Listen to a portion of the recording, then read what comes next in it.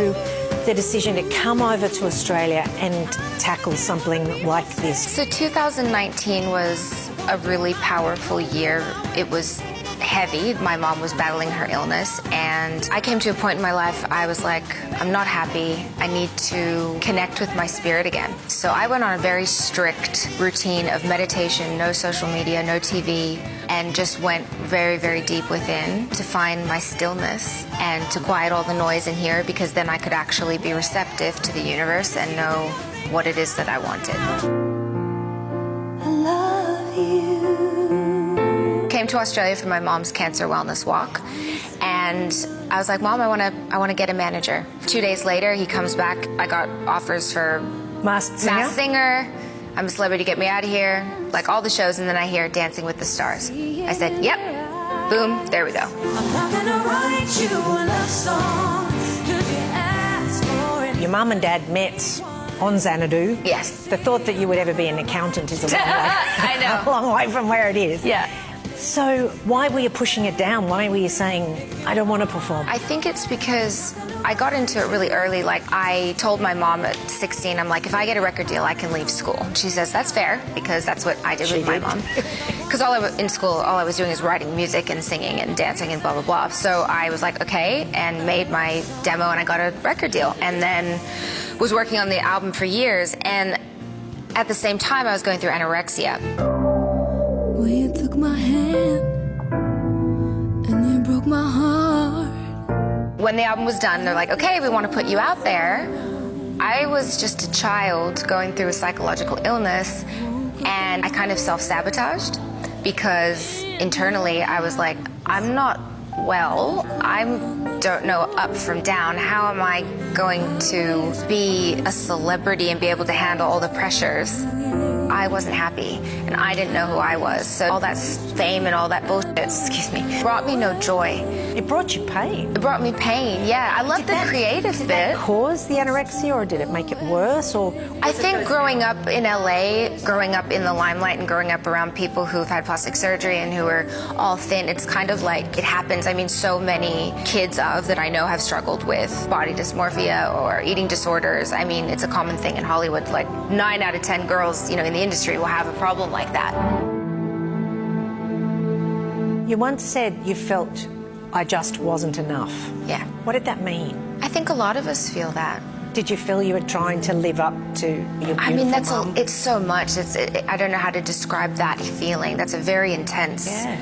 That's a way of being, isn't it? Yeah. I mean, I would even stand differently when I felt that way. I would make myself smaller, and literally anorexia is making yourself smaller. Once I realized I am the universe, I have the power to make my life and make myself into anything I want, then you can know peace. I'm just in creative heaven, and I'm ready to make another album and make movies and do what I was designed to do. I think part of my unhappiness was because I wasn't doing what I meant to do, which is this.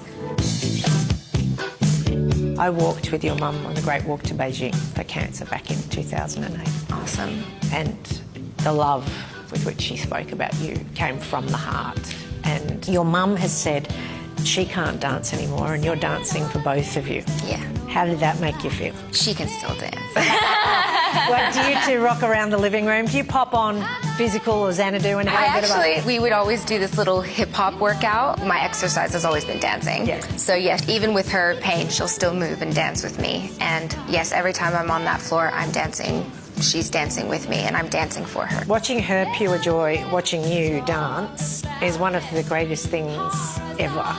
She is so proud of you. Have you known that all your life, how proud she is of you? I don't think so. I think right now I really feel it. I'm sure she's always felt that way. I think, it's a really nice feeling. What's the theme of your dance this Sunday? So it's called Memorable Year. I chose 2019. It makes me cry every time I do it. I'm dancing, but it's also my mom. It's me dancing with my demons, my demon, the darkness, watching me being introduced to it, going through it, and then overcoming. So it's basically about the year of 2019, me and my mom together, both becoming the masters of our own universe. We all have a cancer. Mine happens to be depression, addiction, and anxiety. Those are things that I have to nurture myself so they don't get out of control. My mom has to take herbs and plant medicine to make sure that the tumors don't grow bigger, right? They're different things, but they're both cancers. So yeah, the dance is about saying goodbye to that darkness, but also knowing it's it's there, but it's not in control. How old were you when your mum was first diagnosed with cancer? Were you little? Yeah, I was 7. 7. Do you remember? Yeah, little bits and pieces, not much. But she was free of it for such a long time, wasn't it? So it hasn't been overshadowing all of the time, has it, in any way?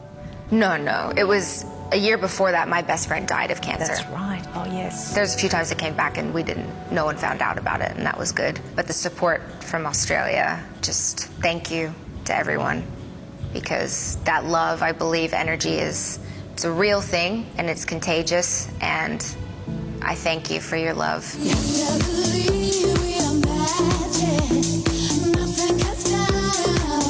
She's been made a Dane. She's going to have to go to Buckingham Palace and I get to go. Are you going to go? Yes, I go. How amazing. I wish I could take my dogs. Oh, listen, you miss your dogs. I know you miss your dogs because we've been talking about My kids. it. Poor baby. How are you coping with it? I have to not think about them or I cry, really. My mom must have cried so much, like when she had to travel and leave me. You know exactly the feeling. Yeah, it's gut-wrenching, but I send them voice videos and I howl, and then the people we sing, and the people video it, and then they send me it back, them listening to my voice, and they freak out, and it makes me feel good. I'm like, oh, you haven't forgotten me. And as soon as I start howling, my girls start howling with me, and just watching that fills my heart with so much joy. I'm gonna win this for you, babies. Ow! That's for you. I just did that for you, guys.